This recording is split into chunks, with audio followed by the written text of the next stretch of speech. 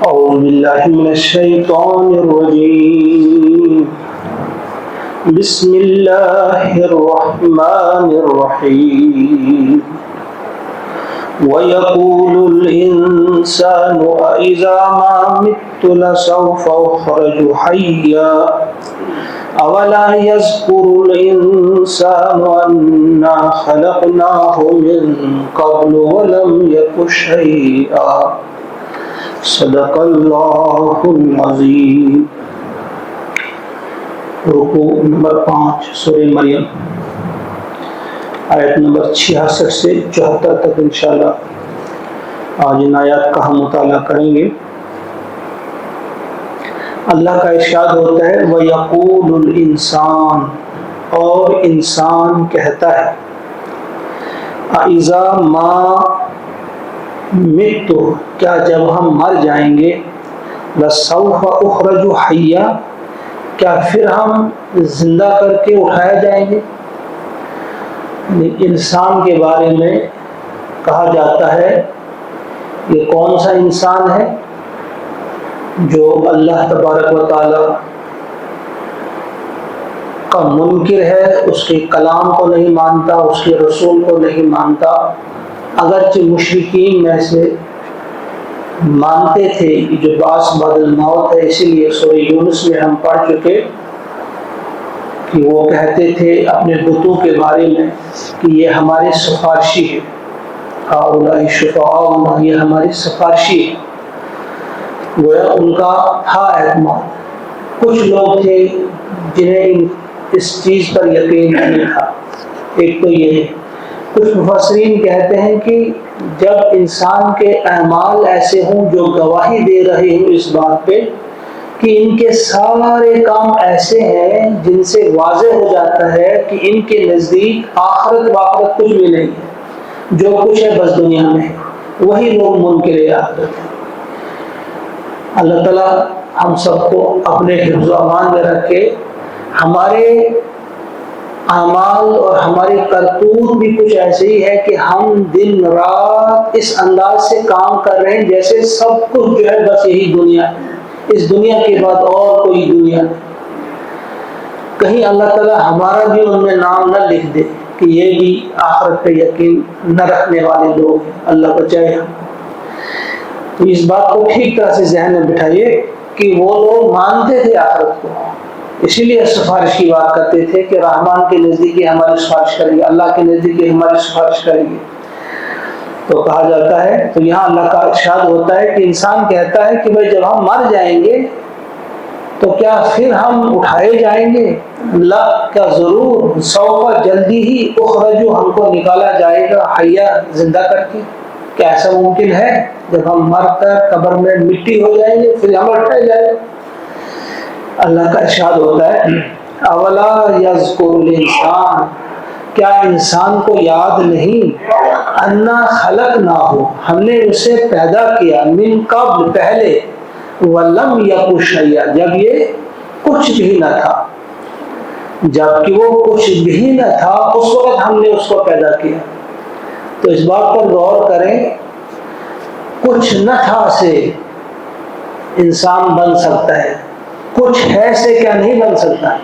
یعنی پہلے کچھ بھی نہ تھا، اس سے انسان بنایا اللہ تعالیٰ نے۔ اب کچھ تو ہے، یعنی ایک بار جب پیدا کیا کچھ تو ہے، اس کی ہڈیاں تو ہیں،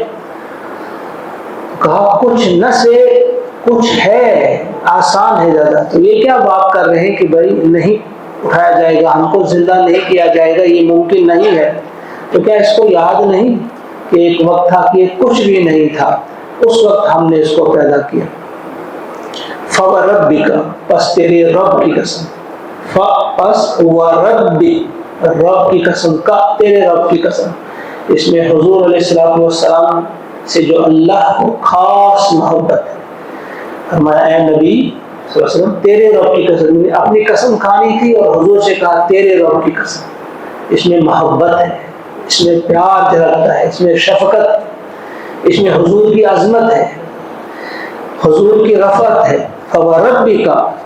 لَنَحْشُرَنَّهُمْ، ہم ان سب کو اکٹھا کریں گے، ہم ان سب کو جمع کریں گے، وَالشَّيَاطِينَ، اور شیطانوں کو بھی جمع کریں گے۔ کہ آپ اس وقت ان کی جو تکلیفوں کو برداشت کر رہے ہیں، ان کی باتوں کو برداشت کر رہے ہیں، ان کے ظلم و ستم جو سہ رہے ہیں، مگر یاد رکھو تیرے رب کی قسم ہم ان سب کو اکٹھا کریں گے اور شیطان کو اکٹھا کریں گے، ثم پھر لنحضرنہم ہم انہیں ضرور حاضر کریں گے، حول جہنم جہنم کے ارد گرد، جسیہ گھٹنوں کے بال ہوں گے، اکڑوں بیٹھے ہوئے ہوں گے، جسیہ جہنم کے ارد گرد گھٹنوں پر ہوں گے، دوزانوں ہوں گے اور ان کے ساتھ نیچے ہوں گے، یعنی انتہائی ذلت میں، انتہائی رسوائی کی حالت میں ہوں گے اور ان کو اکٹھا کیا جائے گا وہاں پہ۔ تو یہاں اس بات کو ذہن میں یہ بات رہے کہ ان سب کو اکٹھا کیا جائے گا، اور شیاطین کو، یعنی جتنے بھی نافرمان ہیں اللہ کے، اس وقت ان کے لیے کہا جا رہا ہے تا قیامت جو بھی نافرمانی کرنے والے ہوں گے اللہ کے، جو بھی اللہ کے احکامات کو کوئی وزن نہ دینے والے ہوں گے، جنہیں کوئی اس بات کا دھیان نہیں ہوگا، وہ سب، اور شیاطین وہ شیطان جنہوں نے انہیں اکسایا ہوگا، جنہوں نے انہیں بھڑکایا ہوگا اور کہا ہوگا کہ بھائی کیا ہے یہ، آخرت شاخرت کچھ بھی نہیں ہے، بس کر لو مزے، فلاں جگہ یہ مل رہا ہے، فلاں جگہ یہ مل رہا ہے۔ وہ ان کے جو شیاطین ہیں وہ بھی اور یہ بھی، یہ شیاطین انس بھی ہیں اور شیاطین جن بھی ہیں، جو جنوں میں ہر اس میں کریم بھی ہے، یعنی جو انسان کے ساتھ لگے ہوئے شیاطین ہیں وہ بھی ہیں، عام قسم کے شیاطین بھی ہیں، اور اس میں جو خاص طور سے جو لیڈرز ہیں، جو ان کو گمراہ کرنے والے ہوتے ہیں، وہ شیاطین ان میں شامل ہیں۔ یہ سب جو ہوں گے اور ہوں گے جہنم کے ارد گرد اور گھٹنوں کے بل ہوں گے۔ اور پھر جو بیچ میں سما لایا گیا ہے، اس سے واضح ہوتا ہے کہ بیچ والی مدت دراز ہوگی، یعنی کافی دیر تک ایک عذاب یہ بھی ہوگا جو وہاں ان کو رکھا جائے گا، پھر اس کے بعد کیا کیا جائے گا، پھر ان کو جہنم کے ارد گرد لایا جائے گا، پہلے ان کو ٹکایا جائے گا میدان حشر میں، ثم لنحشرنہم والشیاطین ثم لنحضرنہم حول جہنم جثیا، ثم پھر اس کے بعد ایک اور سٹپ ہے، ثم لننزعن پھر ہم کھینچ نکالیں گے، چن کر نکالیں گے، پھر ہم انہیں چن چن کر نکالیں گے، من کل شیعۃ ہر گروہ میں سے چھانٹ لیں گے ہم، کن کو، ایہم جو کون سا تھا ان میں، اشد زیادہ سخت، بہت زیادہ، علی الرحمن رحمان کے مقابلے میں عطیہ سرکشی کرنے والا، پھر ان میں سے چھانٹا جائے گا ان لوگوں کو جو زیادہ سرکش تھے۔ ایک ہوتا ہے نافرمانی کرنے والا، دوسرا ہوتا ہے وہ دوسروں کو بھی اکسانے والا کہ تم بھی ایسا کرو، وہ لیڈرز ہوں گے، یہ وہ ہوں گے جو خود بھی غلط راستے پہ جا رہے ہوں گے اور اپنے ساتھ اوروں کو بھی جمع کر رہے ہوں گے، ان کو پہلے اٹھایا جائے گا، ان کو چن لیا جائے گا، وہاں گریڈ بندی ہوگی، ان کو اس جہنم کے ارد گرد جو بیٹھے ہوئے ہوں گے اور پھر بتایا جائے گا کہ یہ جہنم ہے، اب دیکھا جائے گا کہ کس کو کس وارڈ میں بھیجا جائے گا، کس کے لیے کون سی جہنم ہوگی، جو اس کے الگ الگ ہیں، ہر جہنم جو ہے وہ الگ الگ ہے، کس کس قسم کی ہے، وہ کس قدر شدید ہے، پھر ان کو بتایا جائے گا کہ آپ کس کے لیے کون سا وارڈ ہے۔ ثم لننزعن من كل شیعۃ ایہم اشد علی الرحمن عطیہ، کون تھا زیادہ سرکشی کرنے والا۔ کچھ لوگوں نے یہاں لکھا ہے، کچھ مفسرین نے کی پہلی لائن جو ہوگی سب سے اگلی والی، جو سب سے زیادہ سرکشی کرنے والے ہوں گے، پھر اس کے بعد جو ان سے کم، پھر ان کے اسی طرح سے ان کی گریڈ بندی وہاں پہ ہوگی، اور کس طرح سے ہوگا یہ اللہ بہتر جانتا ہے۔ ایک نقشہ ہمارے سامنے کھینچا ہے کہ جس نے جس قدر زیادہ حصہ لیا ہوگا اللہ کی بغاوت میں، اللہ کی نافرمانی میں، اللہ کے رسول علیہ السلام کی نافرمانی میں، جس نے جتنا زیادہ حصہ لیا ہوگا اس کے لیے اتنا ہی شدید عذاب ہوگا، اتنی ہی رسوائی زیادہ ہوگی اس کے لیے۔ ثم لنحن پھر فرمایا پھر لنحن یقیناً ہم عالم خوب جانتے ہیں، سب سے بہتر جانتے ہیں، سب سے اچھی طرح سے جانتے ہیں، بالذین ان لوگوں کو، ہم اولا بہا سلیہ جو سب سے پہلے جہنم میں جھونکے جانے کے قابل ہیں، یعنی پھر ہم سب جانتے ہیں، یعنی کوئی ہمیں بتانے والا نہیں ہوگا، ہمیں کسی کی بتانے کی ضرورت نہیں ہوگی۔ یہاں اس ایک چیز پر قاری ضرورت پڑتی ہے جو ہم نے کچھ بنا رکھے ہیں عارضی اپنے لیے بھروسے کہ فلاں ہماری سفارش کرے گا، فلاں سفارش کرے گا۔ سفارش کرنے والا جب کسی سے سفارش کرتا ہے کہ میں اسے جانتا ہوں، اس پر یہ الزام غلط لگا، یہ بہت اچھا آدمی ہے، اس کو آپ معاف کر دیں، تو اللہ تعالیٰ فرماتے ہیں ہم کو کسی سے پوچھنے کی ضرورت ہی نہیں، ہم تو جانتے ہیں ٹھیک طرح سے، ہمارے برابر یا ہم سے زیادہ اور کون جاننے والا ہے۔ ثم لنحن اعلم، پھر ہم عالم ہوتے زیادہ جاننے والا، یعنی سب سے زیادہ جاننے والا میں خود ہوں ان لوگوں کو کہ سب سے پہلے کن کو جھونک دیا جانا چاہیے جہنم میں، سب سے پہلے جہنم میں ڈالنے کے قابل کون ہے، انہی کو پہلے ڈالا جائے گا۔ وَإِن مِّنكُمْ إِلَّا وَارِدُهَا، اور میں نے کہا تھا ان کے معنی ہے اگر کے، لیکن اگر سامنے اللہ ہوگا تو پھر ان کے معنی بنتے ہیں نہیں۔ وَإِن مِّنكُمْ، اور نہیں ہے تم میں سے کوئی بھی، إِلَّا مگر، وَارِدُهَا، وہاں سے اسے گزرنا ہوگا، اس کا ورود وہاں ہوگا۔ وہ یہاں ہم سب کے لیے ہے، مومنین بھی، مسلم بھی، نافرمان بھی، منافق بھی، کافر بھی، سب لوگوں کا ورود ہوگا جہنم میں۔ ایک ہوتا ہے دخول نہیں ہوگا، سب کا ورود ہوگا۔ کان علی ربک، یہ ہے تیرے رب پر، حتما مقضیہ، لازمی مقرر کیا ہوا، حتمی فیصلہ ہے، یہ تیرے رب کا فیصلہ ہے۔ یہ کیا ہے فیصلہ؟ کہ سب کو آنا ہوگا۔ اب اس کی تفسیر میں بہت سارے لوگوں نے اپنے اپنے حساب سے لکھا ہے، تو میں مختصر یہ کہوں گا کہ اس کے معنی یہ ہے کہ جہنم پر سے سب کا گزر ہوگا، لیکن جو اللہ کے فرما بردار ہوں گے، جو مومنین ہوں گے، صالحین ہوں گے،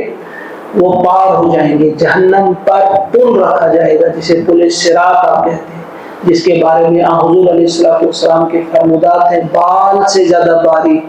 تلوار سے زیادہ تیز، اور اس میں چکناہٹ ہوگی، پھسلن اس میں ہوگی، اس پر سے گزرنا ہوگا، سب کو گزرنا ہوگا۔ تو جو گزرے گا تو اس میں آپ نے فرمایا کچھ ایسے ہوں گے جو پلک جھپکنے میں گزر جائیں گے، انہیں پتہ بھی نہیں ہوگا کہ ہم کہاں سے گزرے۔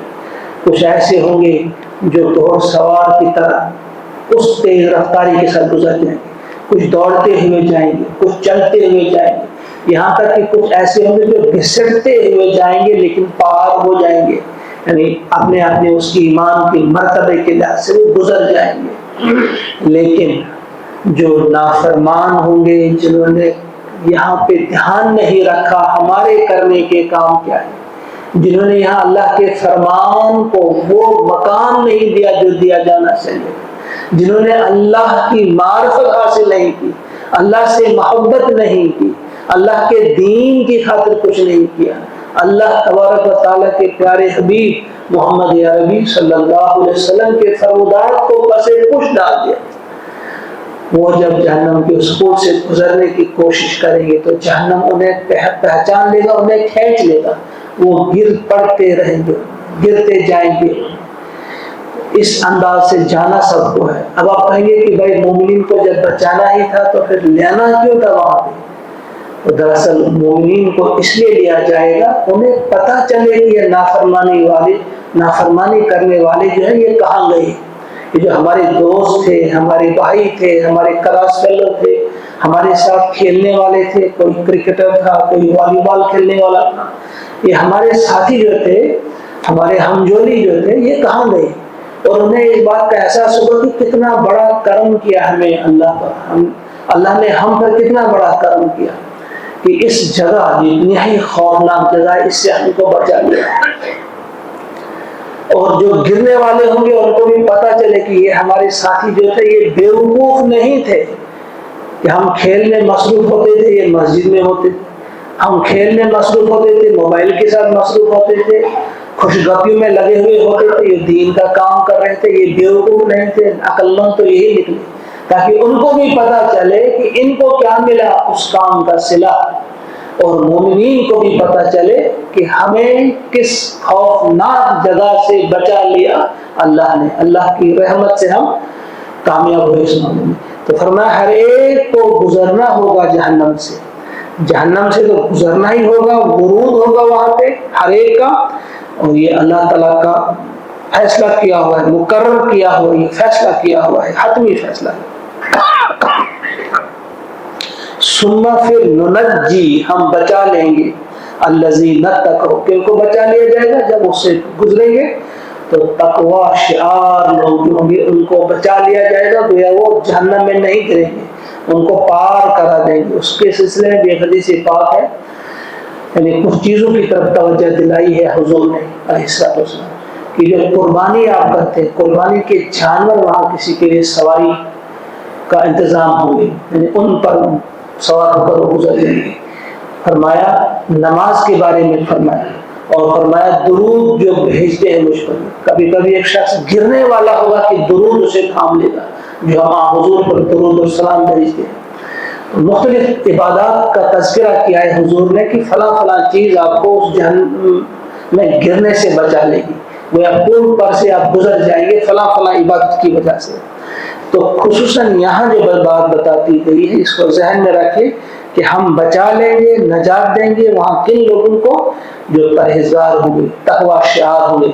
کل والے سبق میں بھی ہم نے پڑھا تھا تلک الجنۃ التی نورث من عبادنا من کان تقیا، یہ جنت وراثت میں ہم ان کو عطا کریں گے اپنے بندوں میں سے ان کو جنہوں نے تقوی اختیار کیا۔ وہاں بھی یہی بات آ گئی،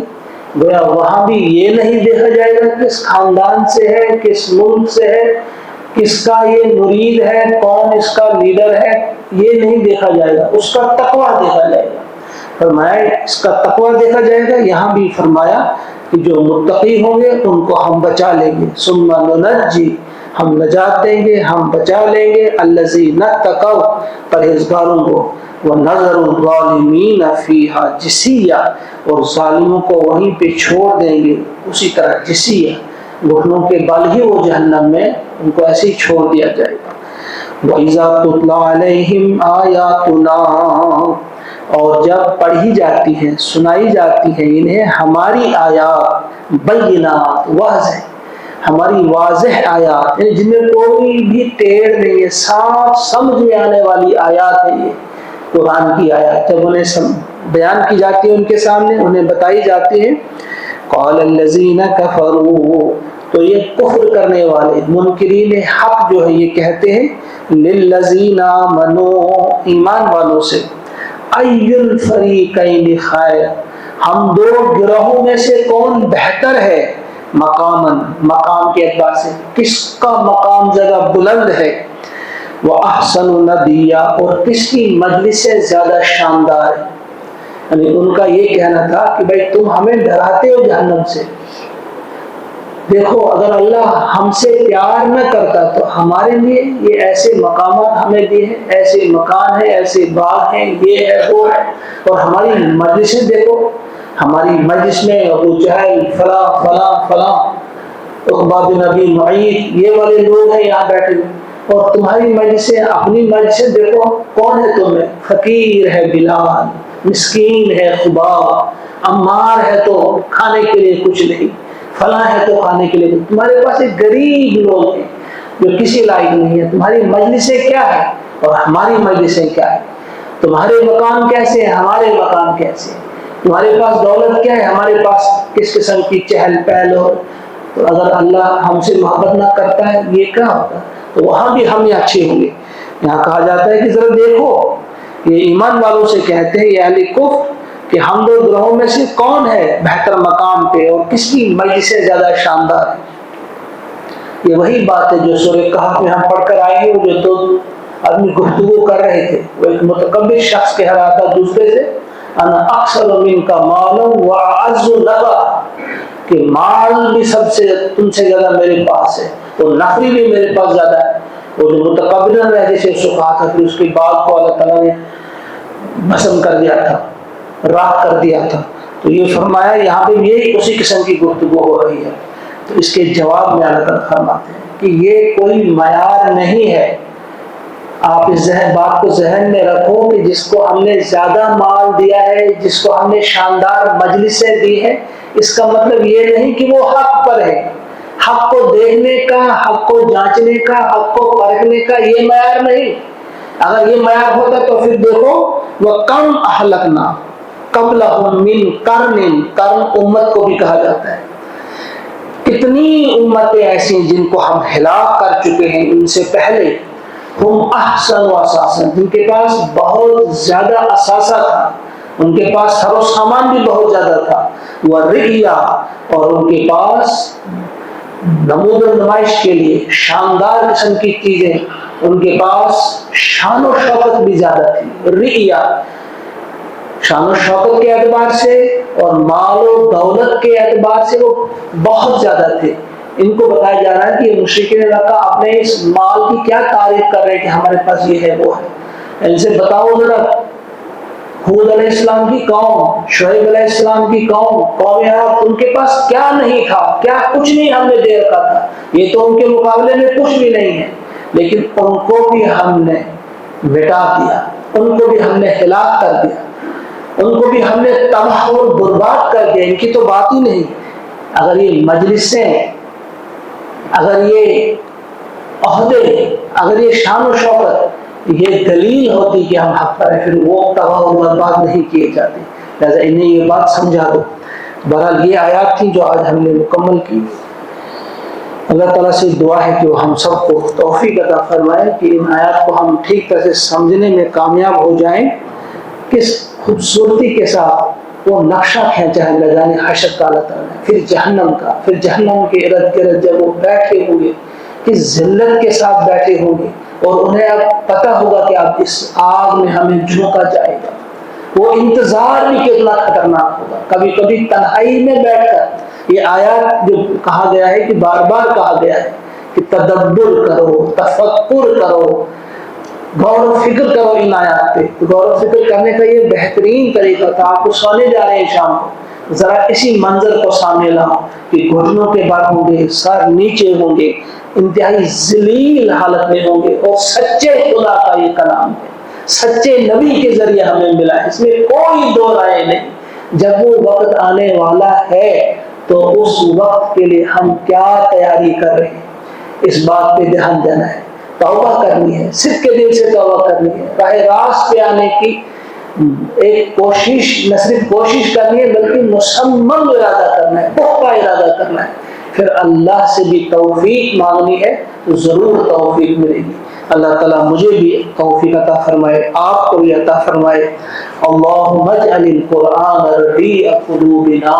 ونور ابصارنا وشفاء صدورنا وذهاب همومنا وغمومنا ربنا تقبل منا انك انت السميع العليم آمین ثم آمین۔ السلام علیکم ورحمۃ اللہ۔